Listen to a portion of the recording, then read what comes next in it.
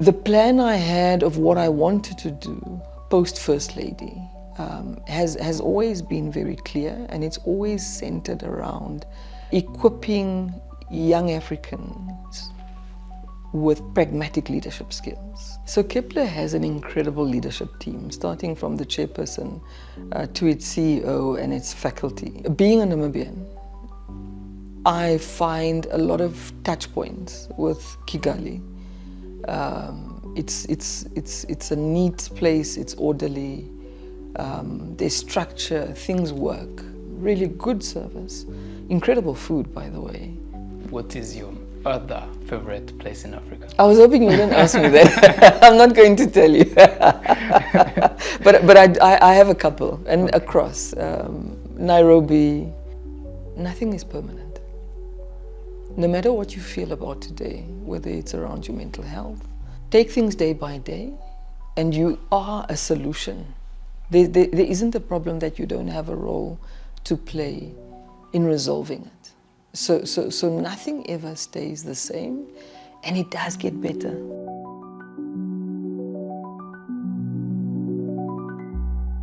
Hello, welcome to the New Times. Today, we are bringing someone special to you.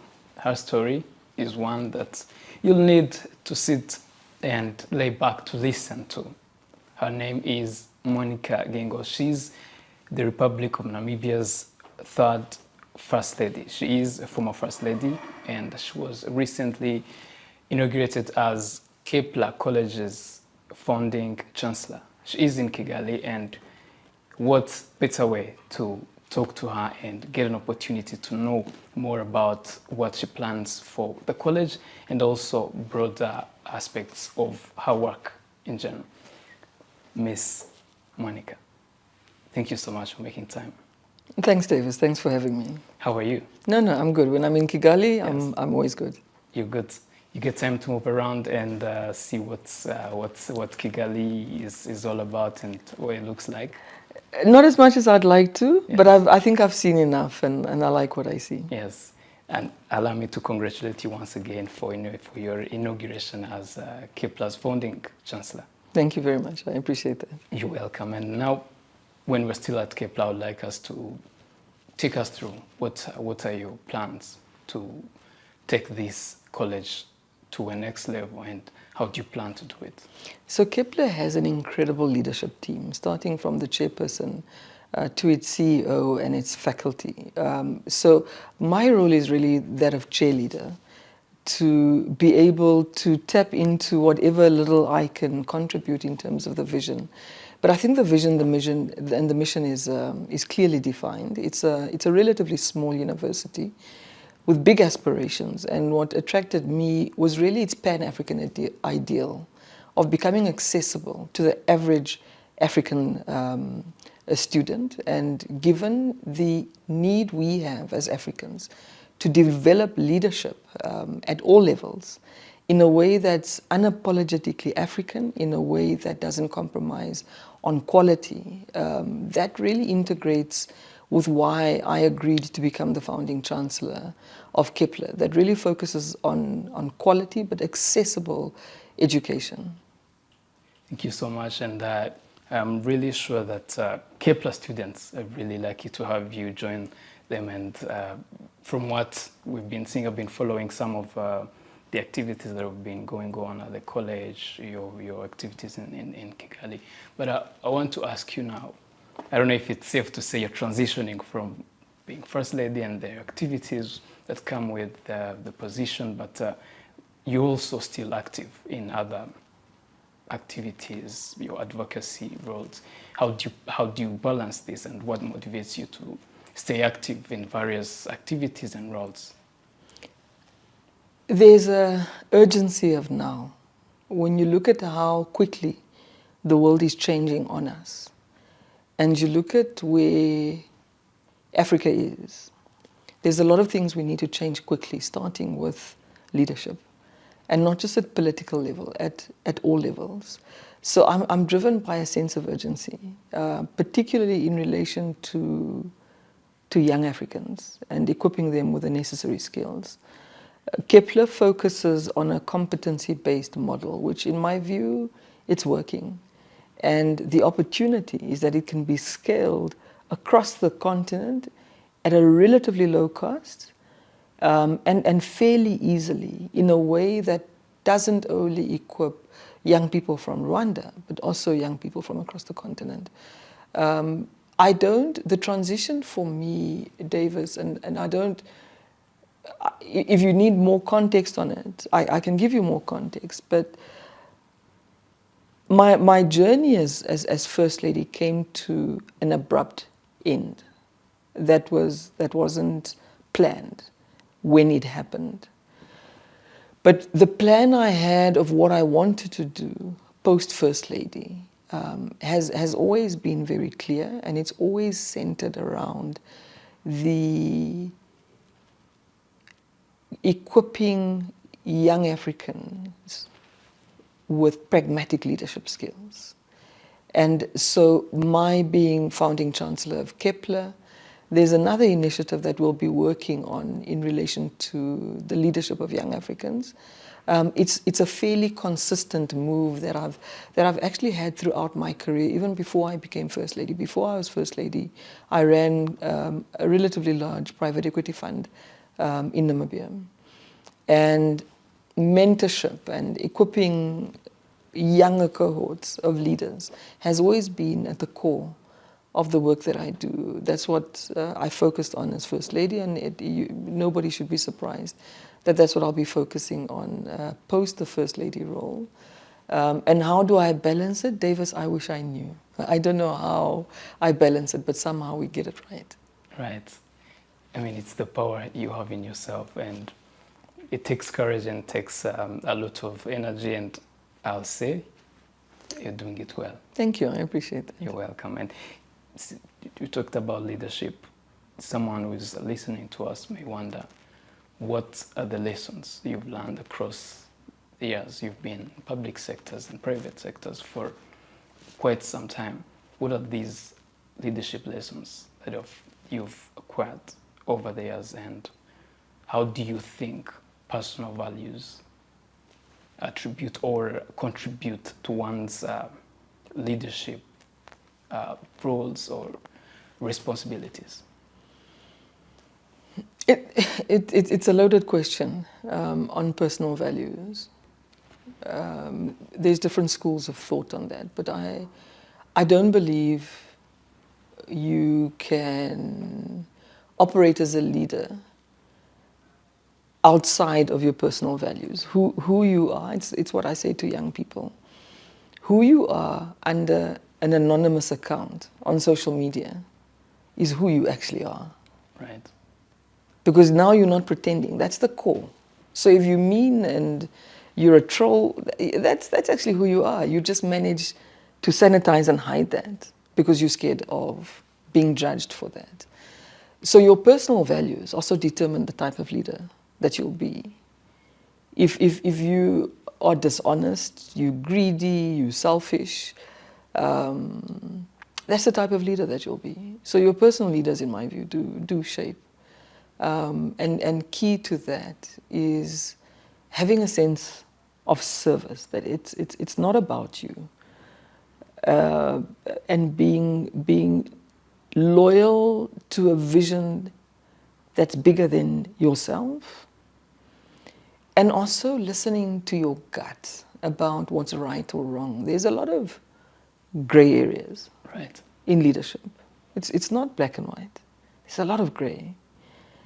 And listening to your gut in terms of which spectrum of black or white you're operating in, how dark is this gray, how light is it, where is my comfort level, and where do I retain the values that drive me. So it's really being based in leadership values, which at their core intend to do good. Right. So even if you're going to make mistakes, your intention was the right intention. And because at your core you're driven by the right values, you can and you should trust your gut when you find yourself inevitably in one of many gray areas. Thank you so much for those. There are a couple of lessons, and I think from what you said, it's not a straight path that we all have to follow. There are things that a person will tell themselves or guide themselves through the journey, through their roles as leaders. My next question is, we talked about your experience in Kigali, but how this is, as we said earlier before the interview, you told me this is not your first visit to Rwanda. How do you find the city, the people? Are there memorable moments you've had here or any insights you've gained? Being a Namibian, I find a lot of touch points with Kigali. It's a neat place, it's orderly, there's structure, things work. It's well governed, good leadership, and I might as well be describing the country that I come from. So a lot of the things that I see, I recognize them. And it's also the kind of things that I want to recognize when I travel across the continent. And that's why we have to do what we have to do. Because we must isolate the narrative that says that it's easier to lead smaller countries. I don't agree with that narrative. You need strong leadership, you need good leadership across the board. And I think Rwanda gives that example. So the kind of pragmatic leadership that we all see at the top, I see it at every level when I come to Kigali, whether it's really good restaurant managers, really good service, incredible food, by the way. And then there's always things that I'm sure if you come to Windhoek where I live, there's something that you'll say to yourself, what is going on with these Namibians? Why is this like that? But to us, it's entirely normal. Right. So when I come to Kigali and everybody stops where they're supposed to be stopping at an intersection, I'm like, what's going on with these people from Kigali? But to you, it's entirely normal. Right. So seeing that, but to me, it's a charming place. It's a place I enjoy being. Every city I land in, particularly on the continent, I ask myself, would I be able to live here? Is this a livable city? And the one thing that struck me about Kigali on this trip is it's a livable city.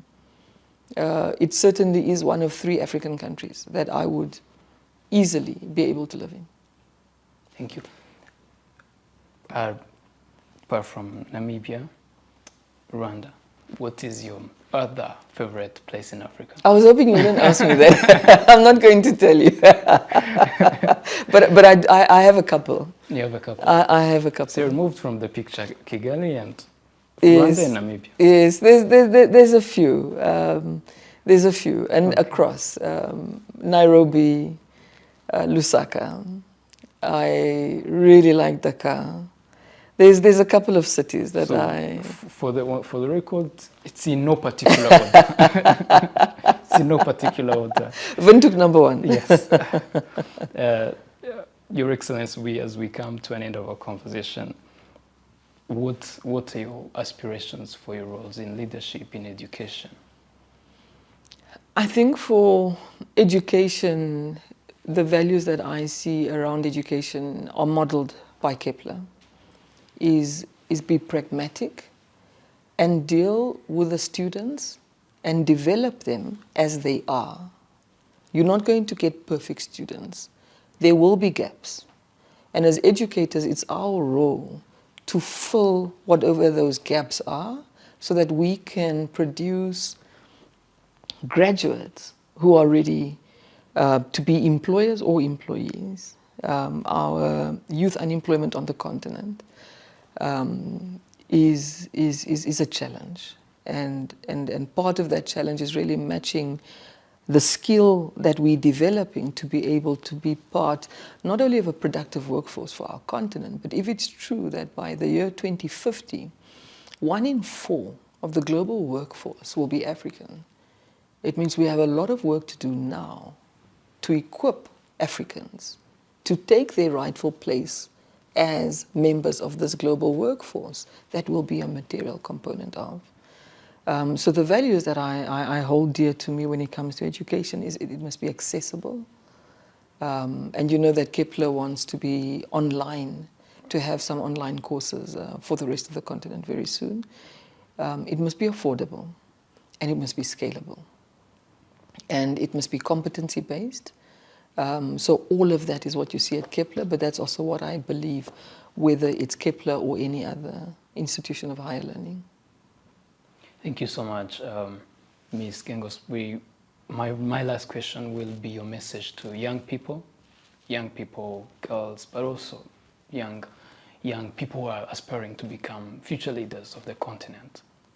But before that, I'm pushed to ask you, aside from your work to help the youth, advocacy, what other things do you do when you're out of office? I don't know how to answer that question. I don't have a social life. All I do is work. And the crux of my work is around the development of young people. I do a lot of advocacy on issues that are dear to me, including economic empowerment of women, including reproductive health. I still am the chairperson of the private equity fund that I'm a founding shareholder of. So that keeps me a little bit busy. I was a big private sector person before I became First Lady, and I had to ask myself, do I go back to the private sector? Because it's lucrative in the private sector. But Davis, I promise you, there's things, once you see them, you can't unsee them. And I'm a big proponent of telling young people that we must start working. More of us need to go to the public sector, because the public sector resolves very complex problems that impact all of us. And if that's the case, then it follows that our best brains should be in the public sector resolving our most complex problems. And I can't say that to young people if I myself am not willing to do public sector related work. So when I do what I do, it's me saying it's not enough to be in the private sector. You must spend the majority of your time doing unpaid work in service of the greater good. And I think that's what I do. I think I keep that balance because, as I said, you can't unsee it. I can't with good conscience go back to the private sector and just focus on building a personal balance sheet when I know that if we have to look at the continent from an asset and a liability perspective, more of us need to get involved in mitigating the liability part of our continental balance sheet. That is very powerful. And in my mind, I'm wondering if there is a certain stigma with young people getting involved in the public sector. What message do you have to them? Do you think, how can they find it more important for them to be involved in the public sector than finding ways and contributing more in the private sector with their I could be wrong, yes. Or maybe I'm hanging with the wrong young people. But a lot of the young people that I speak and engage to across the continent, their priority is making a little bit of money. Firstly, because like many of us, our families are not wealthy. Right. You've got family pressure to start assisting your siblings, your parents. You've got your own aspirations of driving a particular type of car, wearing a particular type of brand. And I don't begrudge them that. And I think what I try to convince them is go to the private sector, have integrity, make as much money as you need to make, but in the back of your mind you must know you have public sector responsibilities that you can still fulfill while you're in the private sector. And ultimately, when you've built the type of balance sheet that you are comfortable with, that'll be the time that you have to transition into full-time work in service of the public good. Because if you don't do it, Davis, who's going to do it? If all of us want to be in the private sector, who is left in the public sector? So we all have to have a sense of service. Right. Your Excellency, allow me to thank you so much for your time and insights. And I was thinking that my last question would be your message to young people. And from our conversation, you've been sharing a couple of messages, advice, but is there something else you feel like you really, really need to tell to the young people of the continent, in Rwanda, in Namibia, all over the continent? Nothing is permanent. No matter what you feel about today, whether it's around your mental health, whether it's around the continent, whether it's about leadership, take things day by day, and you are a solution. There isn't a problem that you don't have a role to play in resolving it. So nothing ever stays the same, and it does get better. Right. It does get better. So I know lots of young people become despondent about their personal circumstances and just frustration around, I need to find employment, I need to do this, I need to do that. It does get better. Just don't make permanent decisions that are ill-informed, that will compromise your future. Just focus on surviving the day. Right. Thank you so much once again. Thank you. Yes.